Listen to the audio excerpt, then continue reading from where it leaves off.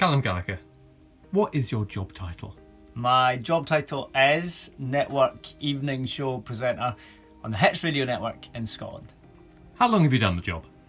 I have done this job for nearly 5 years, but I've been a radio presenter since I was 18, 27 now.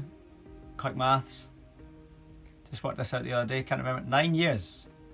And can you describe an average day?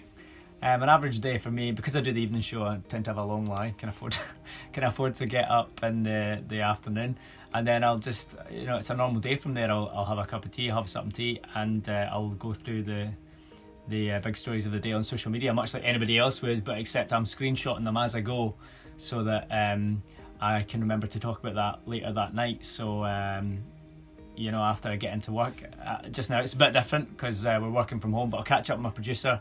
I'll go through the stories that I've saw and screenshotted. She'll go through the stories that she saw and screenshotted, and we'll discuss which ones we want to put in the show, which angle we want to take, and then from there we have the show plan.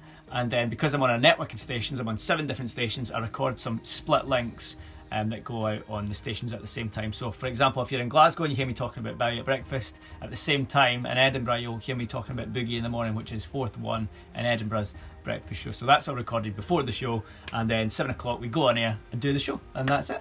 And what do you like most about your job? I like the fact that my job doesn't feel like a job. My job is a hobby. In essence, I've always played tunes, I've always spoke, and here I'm playing tunes and speaking to people, for people, to people, and I like the fact that my job doesn't feel like a job. What do you like least about your job?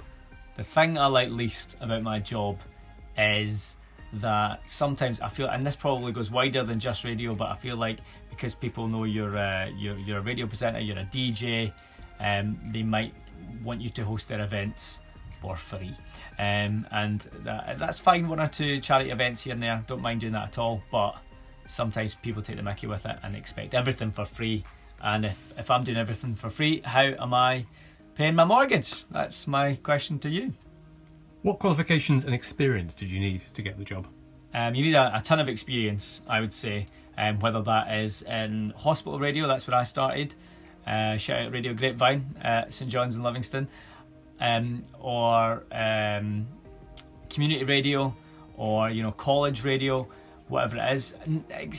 Qualification wise, it's tricky because I don't really, I did an HNC in radio, but I don't know how much that contributed to me actually getting the job, other than meeting the guy that became my first boss. That was Stuart Barry. He was the boss of Capital FM, which is where I got my big break, so to speak. So I would just say get a ton of experience, maybe go and do a radio course somewhere to solidify all your knowledge and get something on paper, but mainly experience is key, I would say. What other jobs have you done? I was street team at Capital FM before I got on air there, and so at the same time as that I was always DJing. I've DJed since I was 11, and like community centres and stuff, and then school discos, but at the same time as that I was working at McDonald's, and I also worked on the bar in Wetherspoons. What skills do you need for your job? Skills to be a radio presenter: you need to be a good communicator, you need to be able to tell a good story, and you need to be a good listener, which is maybe a strange thing to say if you're the guy talking to people and talking in a room in front of a microphone where nobody can respond. But if you're chatting to a caller, or you're doing an interview with a celebrity, you want to be listening to what they're saying and responding to that, as opposed to going in with a ton of questions, rattling through, not listening to anything that they're saying. You want to go in and ask one question and let that open up the conversation. What's the recruitment process like?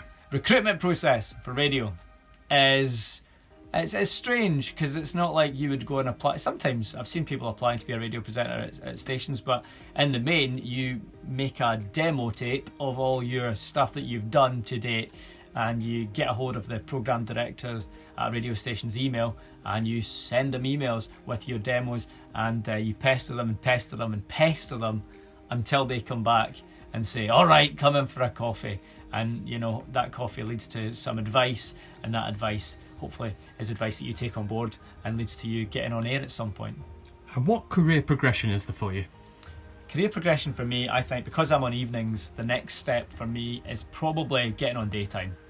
And then from there, the breakfast show, and then from there, take over the world. But for me, it's going to be a hard thing to get on daytime. It doesn't matter how hard I'm working, really, because there's only 2 daytime slots on our network, and they're currently occupied, one by Gregsy and the other by Grant. So I've got to essentially wait for them to, move on, whether that's by passing away or by moving to another slot somewhere else. But again, that's that another slot's got to open up for them to be able to move on before I can move daytime. Thank you.